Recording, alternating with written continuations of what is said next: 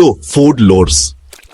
आज मैं आपको पाकिस्तान के दिल में एक जायकेदार सफर पर ले जाने वाली हूँ, अपनी सबसे पसंदीदा डिश कड़ाही गोश्त के साथ। मेरा यकीन करें, अगर आपको तेज मसाले और रसीला गोश्त पसंद है तो ये एक ऐसी रेसिपी है जिसे आप बिल्कुल भी मिस नहीं करना चाहेंगे।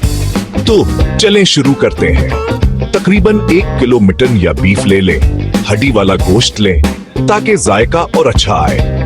एक कढ़ाई या भारी पैंदे वाले पैन में तेल गरम करें, अदरक लहसुन का पेस्ट डालें और इस खुशबू को अपना जादू दिखाने दें। अब गोश्त डालें, उसे भूनें जब तक कि ये ब्राउन होना शुरू ना हो जाए। यहीं से जायका बनना शुरू होता है। अब ना चाह क्या तो भाई अगर वो ना आया उसके खिलाफ ना मुजम्मती किरदार पेश करता हूं, उधर ना जमील है और नहीं आंदा उधर शिद्दत वाले तरह और प्लीज